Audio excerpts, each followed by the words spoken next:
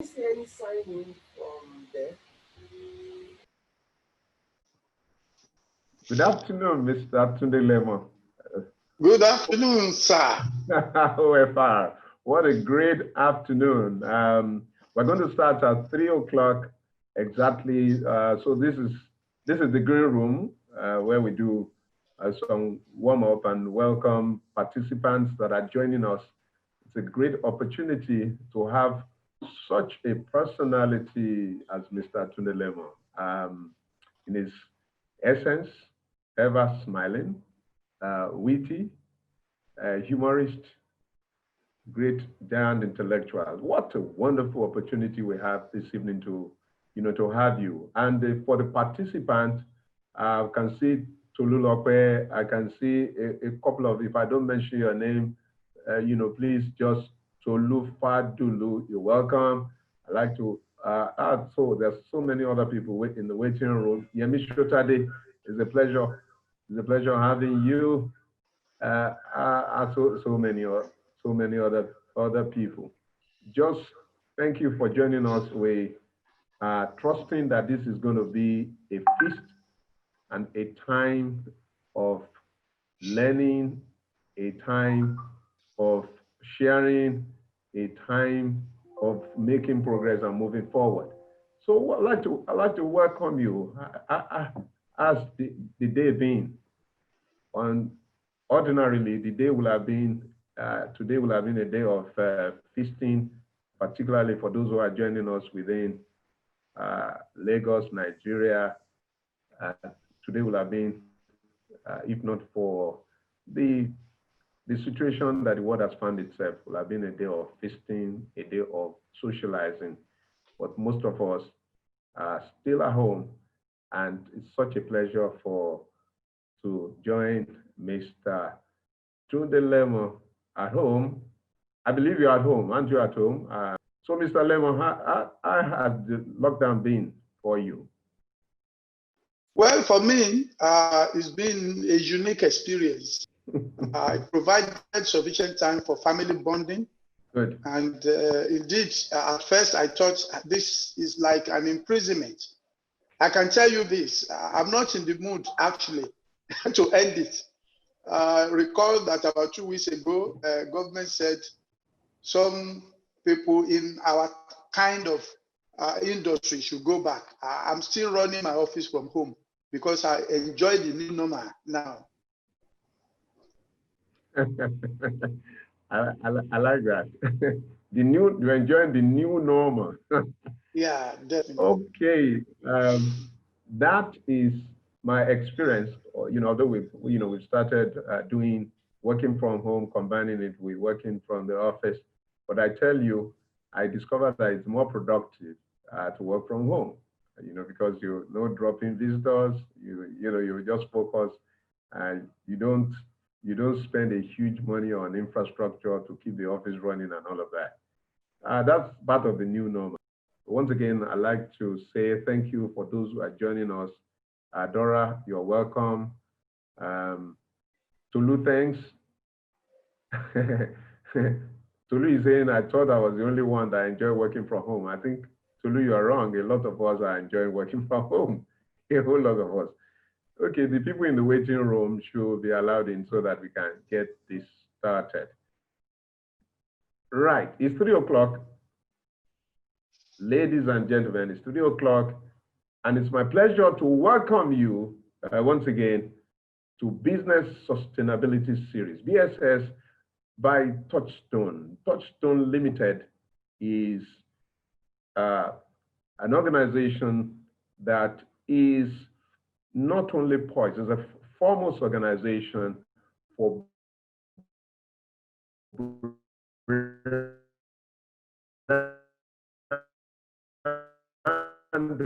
marketing and communications. Let's take the business community on the current crisis that the world has found itself. When business to make our clients to be more successful, our clients and their brands in a complicated and changing world. And that is our mission. And I don't know what other thing we can call today's world. if it's not complicated. Business Sustainability Series is our initiative to dimension the key drivers of sustainable business growth in a world characterized by crisis, chaos, and complexity. We want to engage entrepreneurs, business leaders, and brand managers in their quest to find solutions, growth solutions, not only to survive, but also to thrive. I'd like to welcome all of us, all those who are joining us from all over the world. Good luck, Ayadi. I'd like to welcome you. Kemi Lansing, I'd like to welcome you. Adora, I'd like to welcome you. So many others are joining us. We have the great privilege of having as our guest this afternoon, Mr. Tunde Lemo, OFR. And I'm going to share, before he will start sharing with us, I'd like to share, I know it doesn't need a lot of introduction, but it's part Tobiloba Wolabi, kind of announcing thank you for joining us. To Mitokwe Ogun Itu, thank you for joining us. There are more participants are joining us. Thank you. Sheung Ologbon, thank you for joining us. Akinyele Oludare, we appreciate you. Mr. Tunde Lemo, I'd like to say a couple of things about Mr. Tunde Lemo before he starts sharing with us. He doesn't need too much of an introduction, particularly in this part of the world, but it's good that hardly do you find in many climes, how do you find the people with the privilege of being an operator in an industry as well as had the experience of a regulator? Mr. Tunde Lemo has had in his career that distinguished opportunity of being an operator, a banker of note, as well as part of the regulator, deputy governor, former deputy governor, Central Bank of Nigeria. Let me say a little bit. Last Saturday, we hosted Dr. Biodun Adedipe, and I was musing to myself, he's a world-class economist. Yeah, he's a world-class brain. Mr. Tunde Lemo obtained first-class degree in accountancy from University of Nigeria many years ago. If you want details, you can always Google that. He emerged the best student in his faculty, and harvesting a whole lot of laurels. I mean, Mr. Tunde Lemo started his career at the then Arthur Andersen. And when I started my career in banking, I used to have a lot of respect, and I still do, with people who had the privilege of working with Arthur Andersen. For those of you who don't know, Arthur Andersen, for one reason or the other, some of the issues might come up here later. Matter of ethics became a failed company, and two organizations came of Arthur Andersen and Co-Chartered Accountants for many years. He has attended numerous courses, you name it, some of the best institutions that people swear by around the world, from Harvard, to Wharton in Pennsylvania, Fontainebleau in France, Brandeis University in Boston. I'll hand you over to Mr. Tunde Lemo, who will be sharing with us in the next few minutes to come. Thank you. Thank you very much, Mr. Tunde Ojo, for inviting me.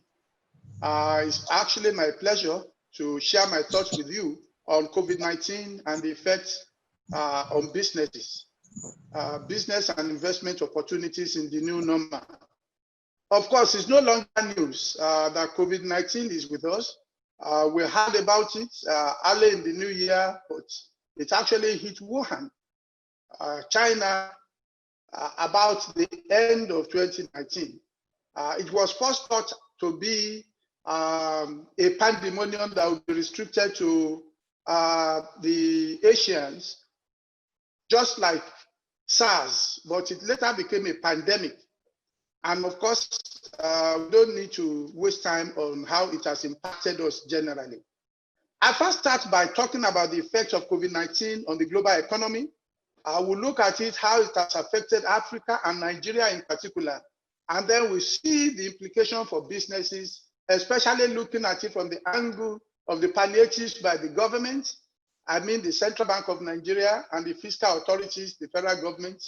And then, of course, from there, that end, we will do a deep dive into the implication on our businesses and what are the business opportunities. First and foremost, we know that whether you are talking about somebody living in Oklahoma or United Kingdom or Australia, there has been large-scale quarantines and lockdown because of COVID-19. The whole world believes that the best way to fight it is to actually stop moving. When you don't move around there, you don't pass on the virus. But that has meant businesses have been shut down. There have been significant travel restrictions. In fact, the giants, the international airline giants like BA Emirates are currently belly up. There has been decline in consumer and business spending. Inflation in many climes have actually gone up. I mean, cost push inflation because of supply chain disruptions. There has been decline, very, very sharp decline in global GDP. We first heard about South Africa that had over 4% decline in GDP in the first quarter. Of course, UK and US all have recorded negative GDP. Nigeria managed to do less than 2% because, of course, we had our own experience at the tail end of the first quarter.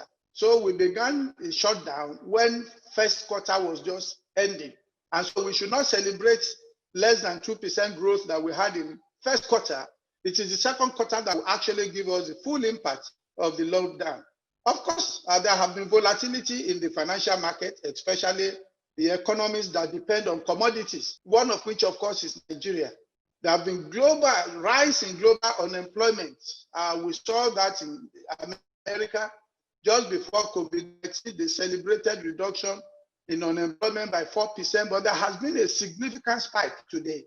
Now, let's look at Africa. How has this affected Africa as a region? The recent opinion of our development partners clearly is that Africa seems to be suppressing the curve. In fact, we are celebrating because the COVID-19 has become very mild. It's like it has soft spot for Africa. In Nigeria, for instance, we've not had infection of up to 10,000, 9,300, with fatality rate of about 2.8%, meaning that less than 300 people have died so far. And so all over Africa, we can say that the impact of COVID-19 in terms of loss of human life has been very mild. But I can tell you, it may likely be the global economic epicenter.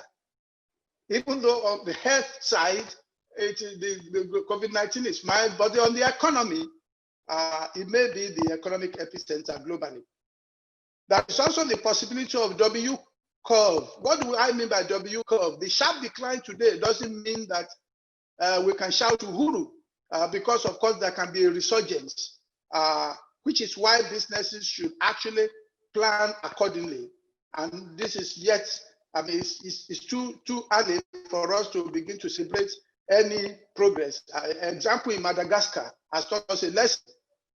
They were celebrating 0 death 2 weeks ago, but now they are beginning to record an upsurge.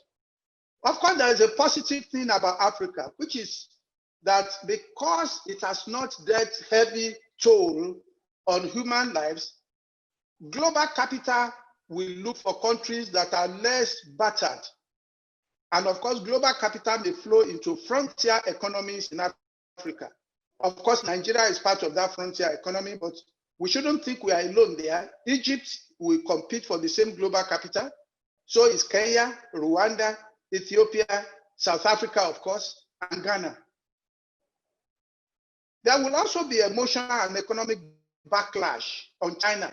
Backlash because, of course, people still remember that, but for Wuhan, there will have been no lockdown. But beyond that, China has resumed and they are producing for the rest of the world. But let me tell you, during the lockdown in Europe and America, it was a surprise to them how much they have been depending on China as a supplier, as a major supplier of their raw material and key products. And so with the supply chain disruption, many of them are going to say never again. They may be looking at other geographies where they would also now diversify the source of their raw material. Africa will definitely benefit from this. So instead of Marks and Spencer or Macy's depending only on supply from China, they're going to say, what if China again shuts down? Shouldn't we then look for our other sources of supply in Africa? And so on and so forth. Now, I move quickly to Nigeria. How has this affected the Nigerian economy? Of course, we know that there has been very, very sharp decline in oil price, largely because of COVID, but also because of the geopolitical issue. We remember China and Saudi Arabia, that their issue about how much to produce also exacerbated the problem already caused by COVID. So oil price had plummeted from close to $60 a barrel to what we have now as around 34.69 for Bonny Light. Bonny Light, as of this morning, is trading for 34.61, trailing London Brent, which is $37.53 a barrel. Of course, you know what that means for government income. If 70 to 80% of forex revenue is expected from crude oil sale, definitely our foreign reserve has been negatively impacted. Besides that, there has been reduced productivity, especially the manufacturing sector and the SME. If there has been a shutdown for 3 months, of course, it meant that factory workers have not been working. It meant that ships have not been delivering raw materials from most destinations outside Nigeria. And so that has meant that manufacturing activities had reduced drastically. The financial markets have also become very, very volatile. Remember, at the beginning of the year, there was a sharp drop in fixed security rates. Treasury bill rates crashed because of central bank monetary policy. And so everybody moved into equity until again, Monetary Policy Committee, towards the tail end of January, took very, very severe action by increasing the policy rate. And that meant, of course, again, a move away from equity. So both fixed income and equity have been negatively impacted by COVID. But the good news is that equity has been doing well in the past 3 to 4 weeks. And we expect that to continue going forward. There has been, of course, depreciation in the value of Naira because of what I said about drop in oil price. Today, the official rate has crept from 360 to around 380, albeit still being managed by Central Bank of Nigeria. The I&E window is slightly above that, is 386 Naira, while the parallel market is 450. Parallel market was even worse about a week ago. It almost hit 470 before we got the respite that we got in the past few working days. There has been cost push inflation. Imported products became scarce because of the point I mentioned. And very, very severe pressure on healthcare facilities. In fact, PTF reported only yesterday that patients are now being turned back, even patients that report non-COVID ailments. This really shows how overstretched our health facilities are. And of course, the airline, the hospitality industry, the entertainment industry have also taken very, very big hits. Many of them are today shouting that central banks should come to their aid. Of course, it's not all bad news for Nigeria because the telecoms have been smiling to the bank. The likes of MTN, Airtel, and Glo, they've been selling a lot of data as we move meetings to our homes, and churches have become very virtual. So I believe they will be praying that this continues because of significant business opportunities that they have. In summary, the situation we find in Nigeria today is what I call stagflation. Stagflation because there may be drop in GDP growth, particularly in Q2, Q3, and Q4. But unfortunately, that also means that there is unemployment, when unfortunately inflation is also rising. So in the presence of rising inflation, unemployment, and drop in GDP, you have stagflation. And that becomes very, very, very difficult for policymakers to manage. A recession can be better managed, but when you have a combination of recession and inflation, it becomes all the more challenging. Now, what are the implications of this new normal on the life of individuals? There have been, of course, a prioritizing or reprioritizing of expenditure by individuals. For individuals, health and safety have become number one on their agenda. In those days, health and safety was like 0.3 and 4 in the priority list. But today, everybody would like to save money and fix health and safety. And this is going to affect businesses going forward. The ticket size of spending will drop for a while, and people will spend on cheaper and necessary goods than expensive goods. And if possible, they will delay spending. In summary, what I'm saying today in the new normal is that cash is king. In fact, for all participants, if there's any word you will remember when you leave this forum, is that cash is king. There has been extreme acceleration in digital economy, home education, home entertainment, home fitness, and so on and so forth. Schools have been shut down, but the smart private schools have been offering e-learning for their students, and this has become a very good competitive advantage for them.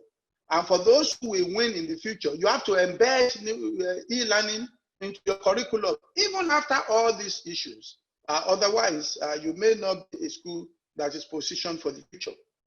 There will definitely be loyalty shock. What do I mean by loyalty shock? People will be less loyal towards brands unlike before.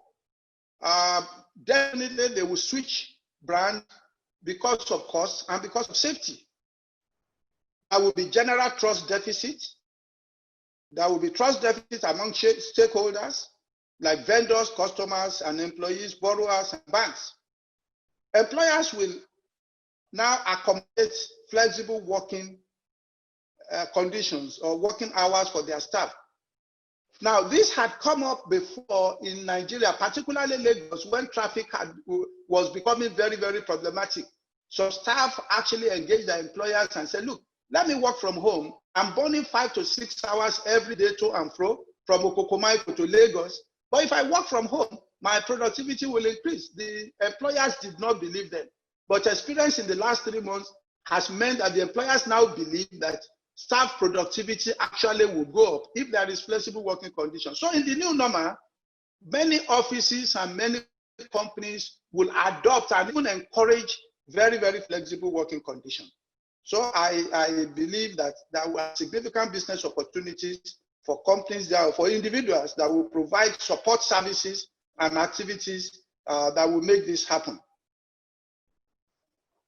Of course, I have bad news for commercial banks because the non-performing loans spike. It will spike because the business has become more problematic. Cash flow has disappeared in many of the companies. And so they will come up to renegotiate their loan facilities. Some might even disappear completely from the radar. Before I talk about business opportunities, let me spend 2 minutes to talk about the palliatives that the central bank and the government has given so far. Now, because it also will point our attention to where those opportunities are in terms of business. Prior to COVID-19, central bank had actually invested heavily in developing capacity for local production of food and other necessary raw materials. Remember the Anchor Borrower Program and the Commercial Agriculture Credit Program that has assisted in boosting the local production of rice, cotton, and so on and so forth. The first thing central bank did was to announce that for those who are enjoying this program and other intervention funding, interest rate has been reduced to 5% maximum, which is a major relief. Not just 5%, but repayment period, or what they call moratorium, has also been extended by up to a year. And this is a major boost to these companies. There has also been reduction in government spending. Government has slashed about 1.5 trillion in the 2020 budget, and the oil price benchmark has been reduced to $30 a barrel. Why is this relevant to us in business? If government has awarded some contracts or they're about to award contracts, you better go back. There has been force majeure, or those contracts will be pushed forward, or there will be a discussion around cancellation because government simply does not have enough cash. So for businesses that depend on government patronage, this is real bad news.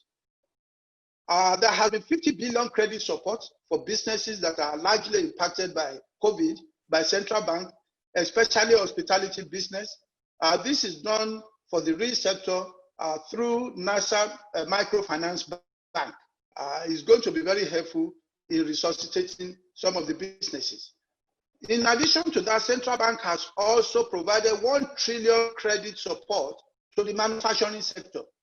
1 trillion naira credit support. Why this is good? The bulk of what manufacturing sector would need actually will have impact on importation. So whether this money in their hand there will be sufficient dollar to buy their raw material or not, it's a different question. But at least there has been 1 trillion to support manufacturing efforts. There is also 100 billion credit support to health sector. Pharmaceuticals have been encouraged not only to invest in vaccine and other things for COVID-19, but also to expand capacity. Like the Secretary to Federal Government said, he said the new assignment actually opens its eye to how bogus our health facilities are in Nigeria. But the pharmaceutical companies are now being empowered through central bank 100 billion support. So there is sufficient business in the pharmaceuticals if your businesses are qualified for this. There is emergency economic stimulus bill by the government, and of course, it's no longer news that IMF has accepted and has approved $3.4 billion for Nigeria, which is rapid support, rapid financing support. This is 100% of our quota. It's like Nigeria collecting back their equity in IMF, at least for now, so they can use it for the emergency activities before they return it. And of course, there's World Bank 500 million. We need to put this in context as we then quickly now go to business opportunities. Business opportunities, what are those opportunities? Let me start from the health sector that has received a boost. There's so much opportunity in the health sector. One thing that the health sector lacks all over the world, and in particular Nigeria, is the availability of personal protective equipment, PPE. And so for companies that can produce PPE, your market is here. You have sufficient market in Nigeria, and you also have significant export opportunity.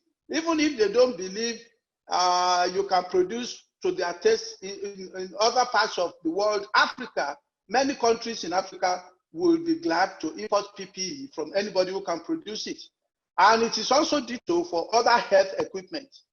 Health insurance products will definitely sell, just as I said before. A lot of people will now be interested in their health and well-being.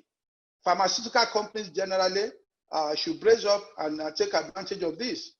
Production and importation of diagnostic equipment. This is very, very badly needed in Nigeria. The modern washing equipment, including even body sprays. Schools have not resumed. I believe that when schools resume, this might be a requirement that when students come in the morning, they pass through a particular, just like the metal detector. You go through it, the thing sprays, and then ensures that whatever contamination you bring from home, you don't have it. Body spray will be very much needed. And so any business that can provide that will be able to sell a lot. Let me move to telecom sector. Telecoms, like I said, there are opportunities now because everybody needs you, particularly network communication and broadband services. Network communication, broadband services. But besides that, also is the fact that as activities move, as activities become virtual, so are also fraudsters. Fraudsters are also on the loose. So cybersecurity architecture will be ramped up by so many operators. So if you are an operator in telecom sector, anything you can do on data security, on cybersecurity, and so on and so forth, access control, whatever it is, there is definitely market for you. Let me move to logistics. Like I said, there has been very, very serious disruption for raw materials and so on and so forth. Now, if you are a logistics company and you can do home delivery, there's real big business for you. At a time like this, many middle class and upper middle class people told their housemates and househelps to leave. They now operate without them. But the new normal now means, look, I can actually live without these people permanently. So what I need is, instead of getting somebody to cook for me, what if somebody can commit to deliver some of the things I need once a week and I put it in the fridge? So I can even run without these people with all the baggages that they have. So if you are doing home delivery for food and other things, you definitely have your business cut out for you at such a time as this. But besides that, raw materials also for companies. Since many companies can no longer import their materials, they will be looking in the direction of those who can provide it locally or those who can provide it for them while production continues unimpeded. Manufacturers will definitely do well today if you can invest in research on import substitution. Anything that is imported, if you can provide substitute, there is market for you. Because imported materials are scarce, even when they are available, there's very, very expensive foreign exchange to bring them in, so price will be up. And anyone who can produce those local alternatives will definitely have some significant market for their products. I move quickly to agriculture. There are opportunities in agriculture, as you know. Central bank and federal government, if there's anything they've done in the past 5 years, it's actually to invest heavily in agriculture and ramp up facilities for this sector. Today, I had a discussion with a friend who said they used a helicopter to fly over Ogun State, and all the farmlands they see in commercial scale are farmlands owned by Indians and Chinese. Nigerians should fill this void. There are opportunities, and we should not just sit by and allow Indians and Chinese again to take over farming from Nigeria. Commercial farming is a way to go for those who are in agriculture. But besides that, I also believe that there are some products that we can actually produce for export. Now that foreign exchange has become an issue, we will become more competitive as exporters. For instance, snairy. Nigerian community in US, in UK, all over Europe, they like to eat snail, and the price of snail over there is about 3-4 times the price in Nigeria. If you do snairy and you can keep it, you can export. And the same thing with salmon fish. Salmon fish is so much needed offshore. And even if you cannot export this, there are 4 to 5 star hotels that will patronize you when they resume duty. They are also going to embark on significant cost saving. And then, of course, if you can commit to supplying this to them, you will do well. The same thing with cassava processing. So many companies in FMCG, pharmaceuticals, and so on and so forth use starch. Starch is a basic raw material, and starch is gotten from cassava. Nigeria is the biggest producer of cassava. And so why should companies go abroad and import starch? It's a misnomer. This provides significant opportunity. I have only mentioned cassava. There are so many other basic raw materials where we have local input or local equivalent, and then this can also be looked into. The good news here is that central bank will support substitution. I look at education. Please, how much more time do I have so that I can begin to? Mr. Tunde Ojo, how much more time do I have? You have about 10 more minutes. Okay, thank you. You look at education. Education is one area where there are opportunities, provided, of course, we know what to do. I talked about e-learning earlier. So many people will begin to experiment on not taking their children to the normal brick and mortar schools. They're going to depend on e-learning for their children because many of them will be working from home. They will be at home to supervise the development of their children educationally. And so if you can provide e-learning platform, you'll be surprised that you will have virtual students even as you have physical students in your school. This will gain traction going forward. Existing schools should embed e-learning in their curriculum. I move quickly to the property market. Property market, this is also, there are unique opportunities here, but there are also risks. Now, people are going to take a different look at property. Bogus properties will not appeal to anybody anymore. People are going to be looking for smart accommodation. What do I mean by smart accommodation? Instead, accommodation that will not only provide a good home setting for me, but will also provide a good school setting so that my child can also sit down and learn online, and will also provide a good office setting just in case I'm working from home. So when you have smart facilities, smart flats, and so on and so forth, equipped with all these facilities, the price will be much higher than bogus brick and mortar that is twice the size. And so I'm sorry for those who have huge bogus offices. There will be, the tenants and companies will be renegotiating these offices, and you see them now talking to their tenants to say, can I sublet because 2 other companies are joining me? Because you don't need it. You have 200 foot soldiers, but you may just have 50 reporting for work at any point in time. Others are working from home. So property market, there will be some adjustments there. And then, of course, I now go to investment. I start from foreign exchange. Because of the direction of things, my advice for companies that are so much foreign exchange dependent is to take another look at their businesses and see what they can do to depend less on foreign exchange. Apart from the fact that rates will be high, availability will become an issue going forward because I don't see any light at the end of the tunnel for energy sector. Even if there is a recovery, it's never going to go back to where it was. And so we may not have enough foreign exchange to go around. And some of them have use and sell C. What do I mean by use and sell C? They import today and pay later. Please, that is killing now. Don't go into that. Because if you import at 380 and you have priced your goods at 380, at the time you are making payments, if it is 450, you can be wiped out.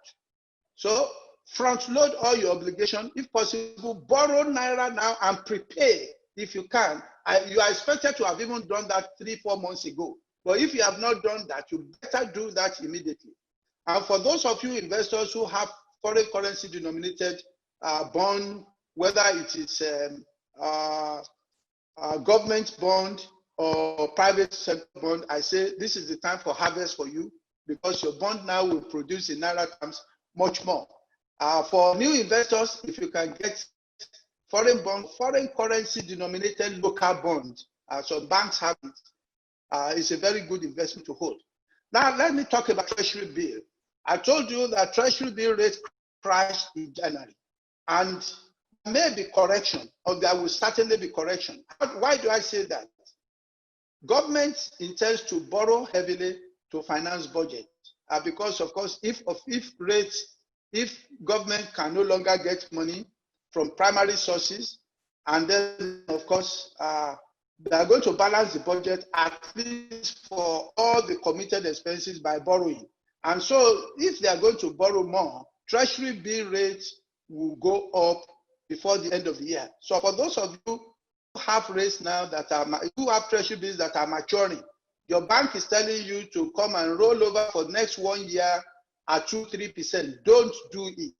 If you must roll over, do it for minimum of 90 days because there will be correction. If you go and lock yourself in at 3-4%, While there's correction, others are enjoying 9, 10, 12%. Then you'll be a spectator in time of harvest, and that will not be your portion.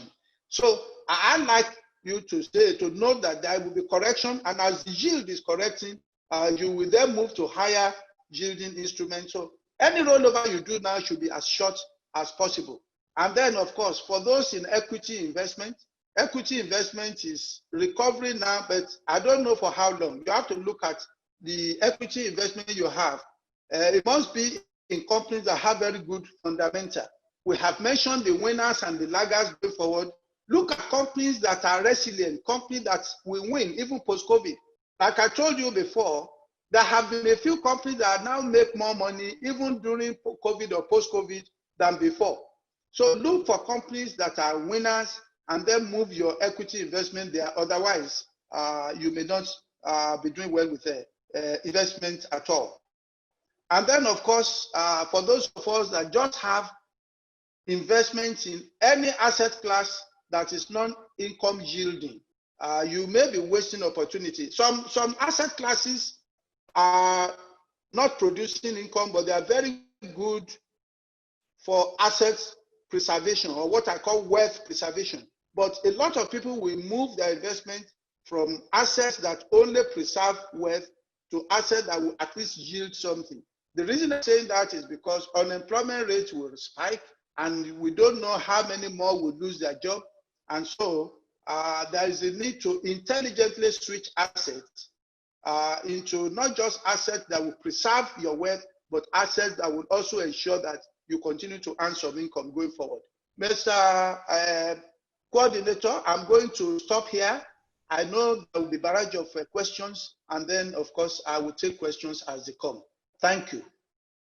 Thank you very much, Mr. Tunde Lemo. Whole subject from the beginning, from the global perspective through the African perspective, and then coming back to Nigeria, and you have looked at the implications of the pandemic, for business as well as for investment. You have looked at what government is doing, the monetary authorities as well as that is central bank, particularly in the areas of palliatives, and then coming back to the opportunities that we have in the midst of crisis in our nation, going from the health sector to agri, the telecom sector, manufacturing, and all of that. This is time. I want to thank all those who have joined us for such a feast.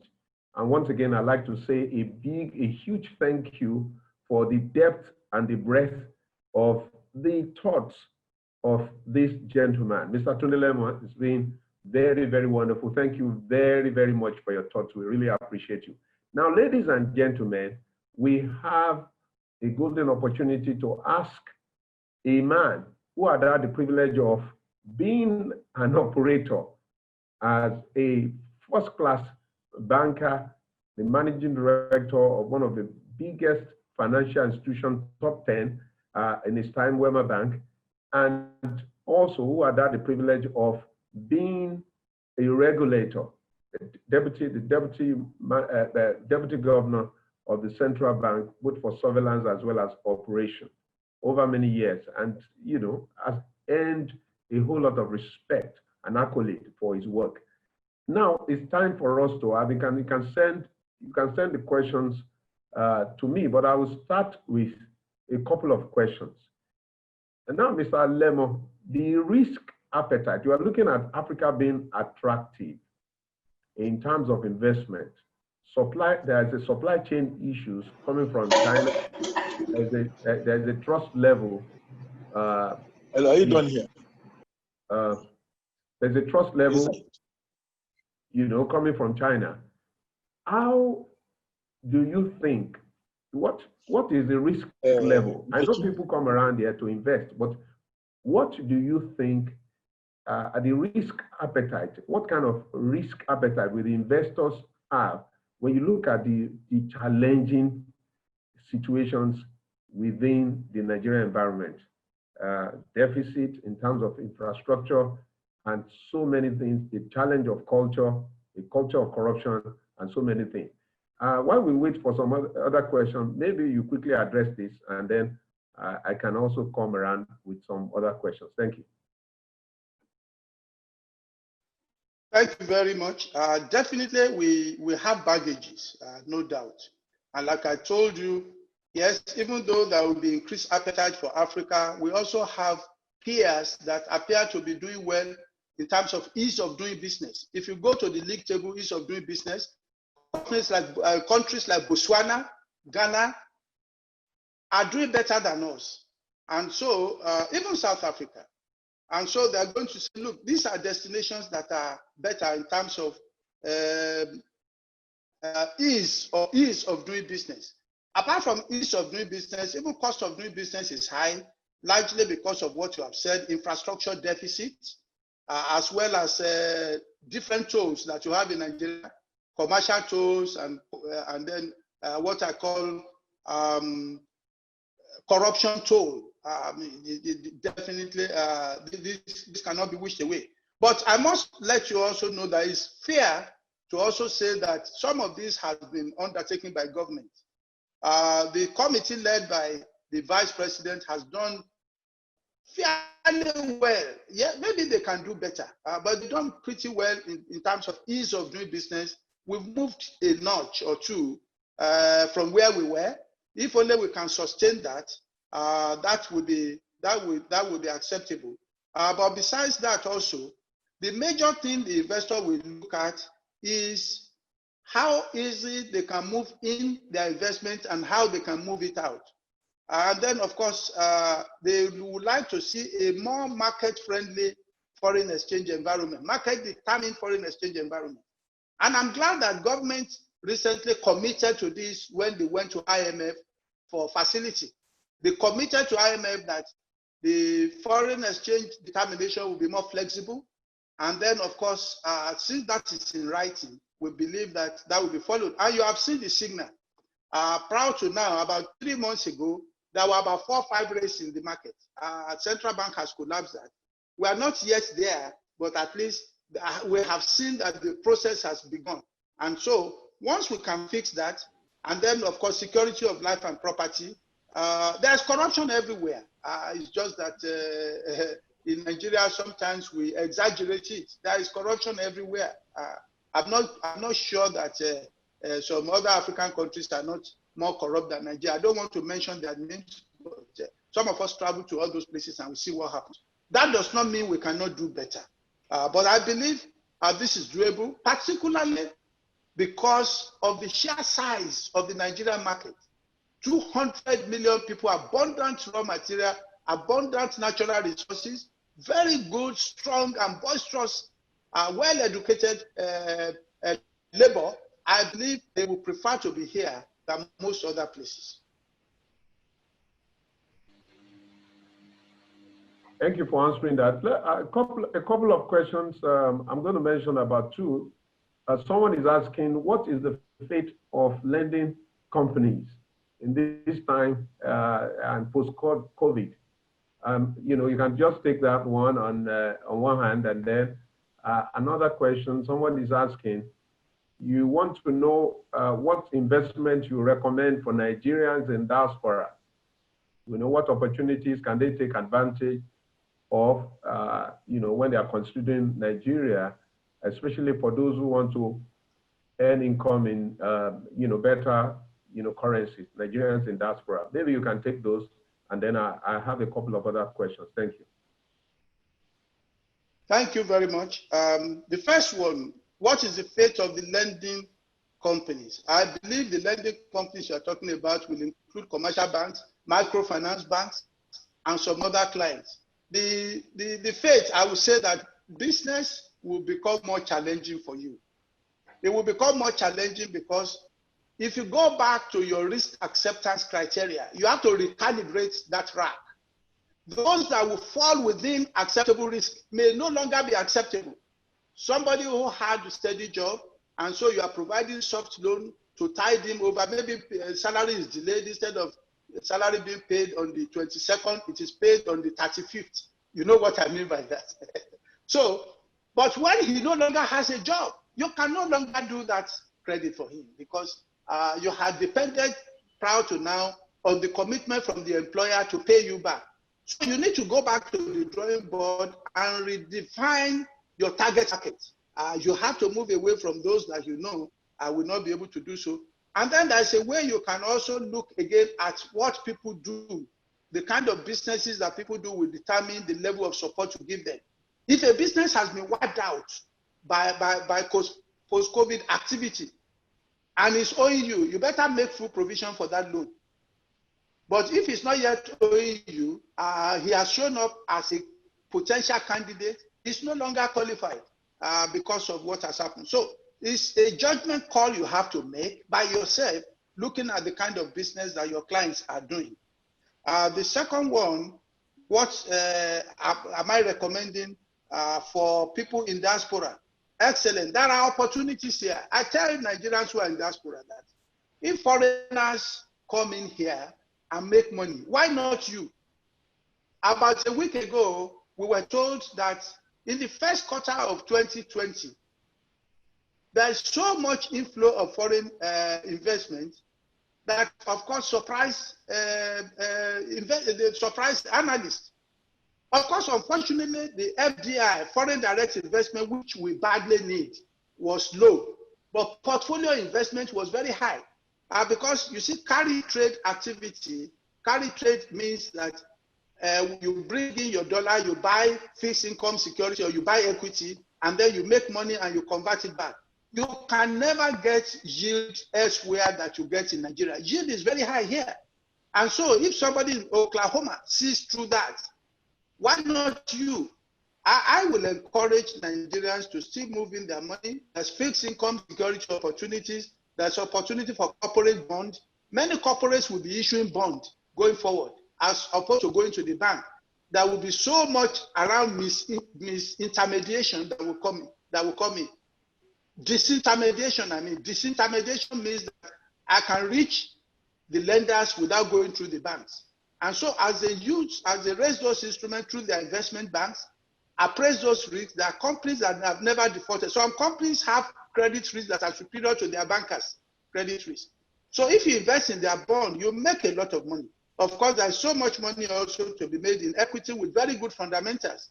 There are companies in Nigeria today, if you roll back 10, 15 years and you look at the yield on those equities, it's been so much that you cannot get it elsewhere. I don't want to mention any brand here because it's unethical for me so to do. But you know them. Some of them are in banks, some of them are in FMGC, some of them are in so many other sectors, construction industry. So there are opportunities for equity investment. But please, diasporans, don't send in money and join business with a Nigerian and you don't know the nature of that business. They will tell you stories. If you are over there and you send in money, I would recommend you put it in either fixed income security or equity of companies that have very good visibility and good market fundamentals. Thank you. Mr. Lawson, do you have any questions, sir? Yes, please. Mr. Kanye Lawson has a question. Yeah, thank you very much, Mr. Tunde Lemo, for your very candid and very robust engagement. I hope people are hearing me. Yes, sir. Yeah. I have 2-3 areas of contention or disagreement with Mr. Tunde Lemo's postulations. One was on the issue of portfolio investment. The way portfolio investment has been coming to Nigeria in the past few years, it does not in any way positively impact the Nigerian economy. For want of a better word, at best you could say it's just window dressing. Portfolio investment is hot money that comes into some financial services sector of Nigerian economy with some kind of insulation and protection. In other words, those guys are guaranteed exit protection rate. In other words, they won't lose. They are not taking any foreign exchange risk. And they are largely putting the money in government securities with very good returns. So it does not in any way impact the Nigerian economy. What Nigeria needs is foreign direct investment, which has been dwindling over the years. I mean, the last quarter, perhaps just about a quarter of $1 billion, 250 million came into Nigeria by way of FDI. So I disagree with Mr. Tunde Lemo that portfolio investment is indicative of confidence in the Nigerian economy because the way it's structured is safe, does not demonstrate confidence in the Nigerian economy. That's one. Number two is the opacity of the Nigerian of the Nigerian markets. Opacity in terms of yes, it's not very transparent. The market is not particularly very transparent, and we cannot be giving ratings to ourselves. We cannot be measuring ourselves. It's important for you to appreciate and consider foreign perception. How are you perceived abroad? How are you perceived by the would-be investors in Nigeria? You know, how are you perceived? So we are not positively perceived because our market is largely opaque, because our government in Nigeria, the rule of law is questionable. It's not everybody who is treated equally before the same law. That is a major disincentive to would-be foreign investors. And then the question of corruption, you know, Mr. Lemo said we're probably not the most corrupt country. Yes, it could be. But if you want to be an investment destination, there are minimum global standards you must attain. If you look at all the measures, UNDP measures of corruption, you know, if you look at all those measures, Nigeria has not done anything to move the needles. We have always been in the bottom of the pyramid when it comes to corruption. The successive governments have not done any serious thing to really do a jump from what Donald Trump called shithole countries to doing better. So those are areas that needs to be addressed if you really want to attract foreign direct investment. Then Mr. Lemo was talking about the population of Nigeria. Yes, Nigeria has a huge population, but data have shown that most of this large population are people without effective demand. They live under $1 a day. So what is the essence of a large poor population that has no effective demand? What can they buy? Those are my questions and contributions. Thank you very much. Thank you very much, Mr. Lance, and thanks for joining us. Thanks for your intervention. I'm sure Mr. Tunde Lemo is going to say a couple of things on that. I have a couple of questions, and I don't want to keep all of us waiting. Thank you, Mr. Lemo. Can you speak? Yeah, let me quickly respond. Let me quickly respond to that. Mr. Lawansi, thank you very much. My comment on portfolio investment is a direct response to the question that a diaspora wants to know where to invest in Nigeria.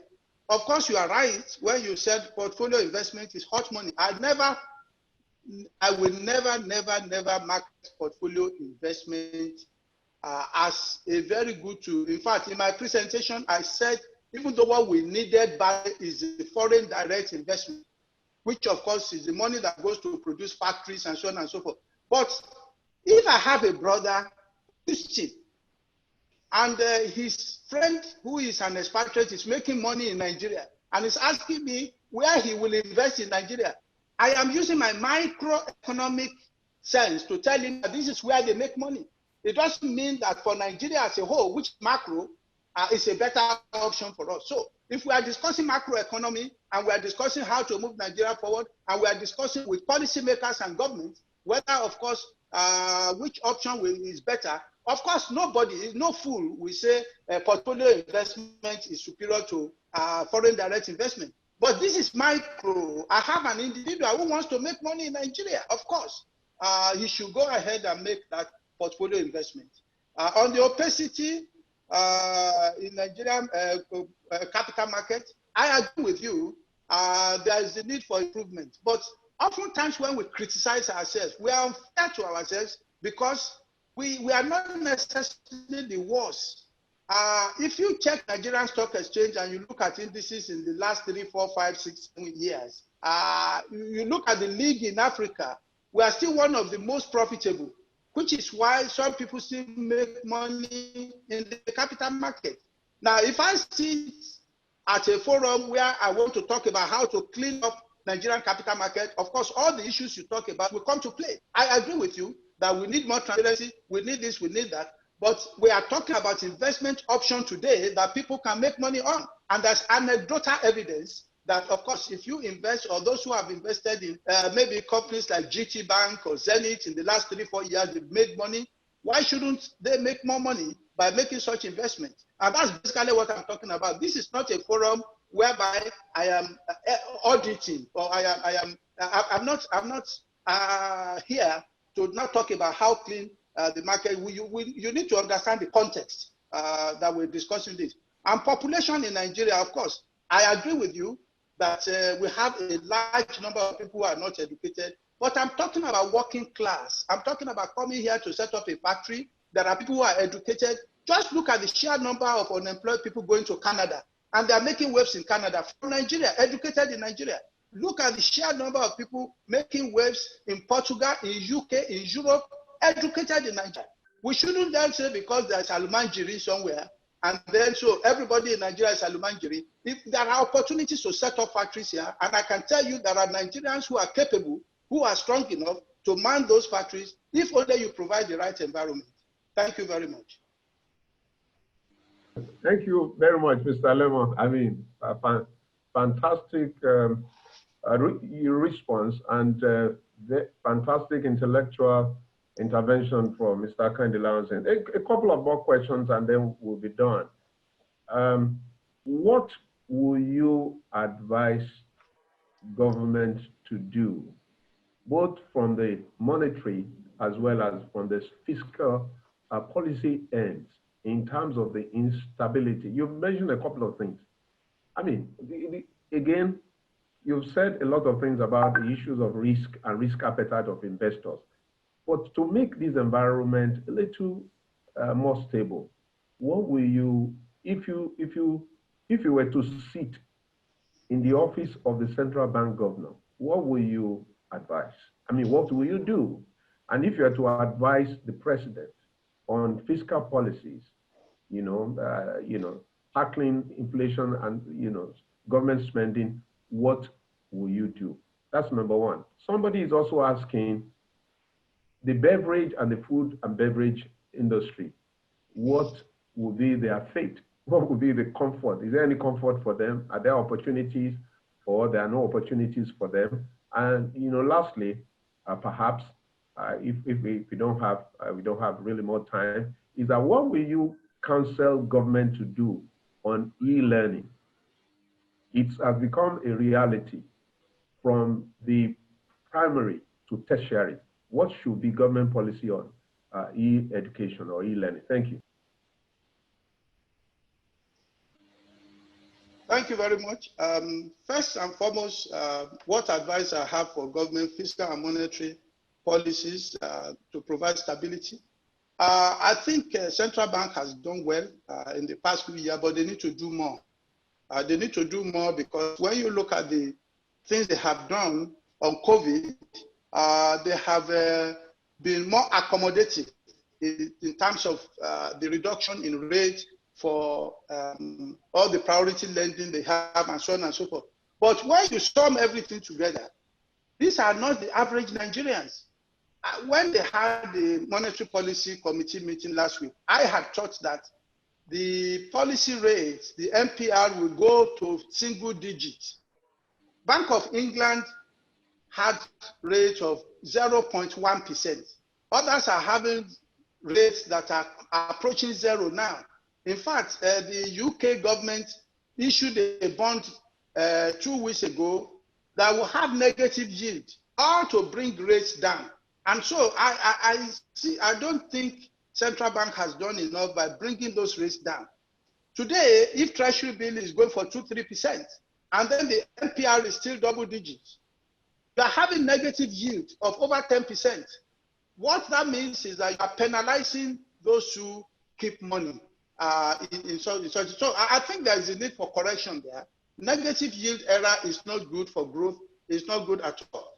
And for fiscal authorities, unfortunately, we don't have the fiscal space to do more. I would have expected them to do more. When this problem kicked in US, the Congress quickly came together and they put together fiscal stimuli of around of over $2 trillion. I mean, if you have fiscal stimulus of $2 trillion, just convert that to Naira. What I see in Nigeria is just a flash in pan, is very minuscule. Unfortunately, I also sympathize with them because there is no fiscal space. If we had fiscal space, suppose we had robust sovereign wealth fund like they have in Norway, approaching $1 trillion, then there would have been a lot of money to be put into this. Even going outside now to borrow, we may be approaching that threshold that will no longer become easy for us to borrow. So monetary fiscal authorities need to do more, but I also know that capacity is an issue. Going to the second question, food and beverage industry, I think this industry will fare better going forward. People will reprioritize, like I said, after safety and health, they're going to move to basic things, which include food. And of course, good health also includes good nutrition. So they're going to reprioritize and also eat good food and then eat good beverage. So food and beverage will definitely do well. The only thing is that you must know that people will switch brand loyalty. I mean, people will switch brand. Brand loyalty will disappear. So provided you are a low-cost producer, if you are a low-cost producer, you will definitely do well. And thirdly, counsel on e-learning. This is the way to go. I counsel governments to embrace it by writing private schools that they cannot do e-learning, the schools cannot resume, they cannot do e-learning. It's very retrogressive. This is not what is done in other climes. They should have even encouraged, they should have thanked those private schools for the initiative. Unfortunately, many of our public schools are dilapidated. They don't even have basic things, not to talk of e-learning. But e-learning costs much less than brick and mortar. They need to quickly ratchet up the activity. And this can be helpful, especially where they have shortage of teachers. I mean, the maximum class a teacher can teach, if it is face-to-face, will probably be 50. But if it is e-learning, it can teach thousands of students. So they can make significant saving if they embrace e-learning. And this is the way to go anyway. If they don't, the whole world will leave them behind. Thank you very much, Mr. Tunde Lemo. Thank you very much. Once again, I appreciate all the people that are joining us, significant policy, high quality people, Mrs. Dr. Omoji Odeku, Reverend Sam Aboyeji. I think that is the General Overseer of the Foursquare Gospel Church in Nigeria, Mr. John, Reverend John Eweje, Louis Omilo, Kinde Shogun. So many people just want to appreciate Bisoye Odekunle, Toyin, Muiwa Alabi, Anthony Pogbe, Folajimi Omowo, Yomi Martins, Awo Ibrahim. In TSA took, I can't say everything. Olubisi, Yomi Lainka, Olutayo Lawal, I know all over from United Kingdom, and so many others. It's been a great time. We have a couple of more questions, but time is of the essence. We don't want to bore you because we know that it's an investment in your time as well as your data. We will look forward to other opportunities of bringing Mr. Lemo back if he will be kind enough, to come back to us. But before we go, I'd like him to ask. He spoke about branding, which is a forte for our company. Again, this is hosted by Touchstone Limited, a brand strategy and communication company that is on a mission to ensure that our clients and their brands are more successful in a chaotic, complicated, and changing marketplace that we have found ourselves, even before the crisis occasioned by COVID-19. And it's our engagement to give something to entrepreneurs, business leaders, and managers of brands. You were talking about how there will be a shift in behavior. it's certain that we are going to, just like you predicted, economists from World Bank, economists to great economists around the world have agreed on the recession that is coming. And you have mentioned it by third quarter and fourth quarter, and I think into 2021, we're going to have it. Unfortunately, we're barely out of the 2016. Technically, we came out of one in 2016. What is going to be the nature of this recession? What tenure will it be? That's what a lot of people don't agree to. And how will that, I want you to say a little bit more on how will that affect the behavior of consumer. You were talking about brand loyalty. You see, the challenge, part of the challenge is that if price is important to you, then you are not a brand loyalist. Those who will buy Mercedes, they don't really, I know that it's been said by experts that it's going to affect luxury goods. But if you're a brand loyalist, okay, let me leave this and say something about how this will impact, what kind of recession are we going to have, and how will this impact on consumer behavior? And I think we can close it there. Thank you. Thank you very much.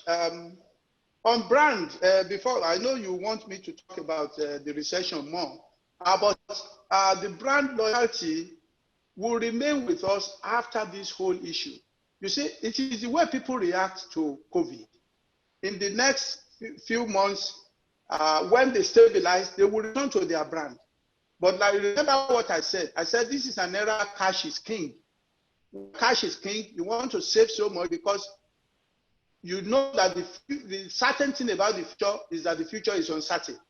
Now, when you begin to see some certainty in the future, you return to your brand. It's natural.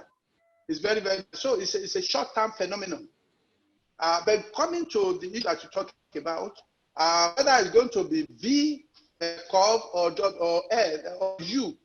What do I mean by U? You are in recession and then you remain in recession for a long time before you go back up. That is a U curve. Or whether it's V, you hit recession and then you move back up. All of that will depend on so many things that we cannot put our fingers on now. First, it will depend on how long this pandemic lasts. We believe it will not last long. If it doesn't last long and we resume our business, we're going to return from recession earlier than other Western economies because of what I call spare capacity that we have in Nigeria. You see, the Nigerian economy should be growing by double digits, given the abundance of what we have. So if we then can have a means by which we resume work, the good news here is that people think that it is the oil sector that drives our GDP. It's not. The last GDP numbers confirm that oil sector only accounts for 9.5%. The rest of the other sector account for 90.5%. So if we can go back and we manufacture, we do all the things we do, we engage ourselves in what we know how to do best, I reckon that by the end of this quarter or second quarter next year, we should be out of recession. In other words, we are not likely to be in recession for more than 2-3 quarters. By next year, 2021 growth numbers will not be negative at the end of the year, but certainly it may be negative this year. Thank you very much, Mr. Tunde Lemo. We thank you very much for your thoughts. We thank you for your insights. We thank you very much for the questions that you have taken. It's a great privilege to have you, a great banker, an accomplished banker, as well as a great regulator, a man who was able to bestride the two regulatory as well as, you know, the operational hand of the business of banking, a central banker, a commercial banker. Thank you, Mr. Tunde Lemo. We hope to have an opportunity, you know, to have you again.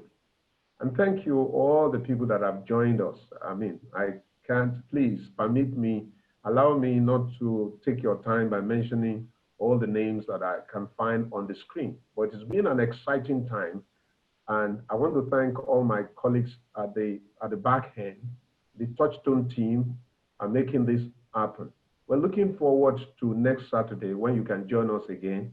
And we can tell you we're going to be having an exciting personality who will be dimensioning the issues and the challenges in an economy in which we have found ourselves, and in the future that we are trusting will be a better one. I want to once again thank Mr. Tunde Lemo, OFR, for ending on a note of hope that this recession will not, if we have it, it will come, but it will not take long. And there are opportunities in the midst of crisis. And all of us, we just have to do as entrepreneurs, business leaders, brand managers, to see these opportunities and enter into those opportunities so that we can continue to thrive. Thank you once again. It's a pleasure. Thank you. Thank you for inviting me. I stand ready to be here anytime, any other time. Thank you. Thank you very much, sir. On behalf of the entire team at Touchstone Brand Strategy and Communication, thank you. We look forward to joining us next week at 3 p.m. God bless you.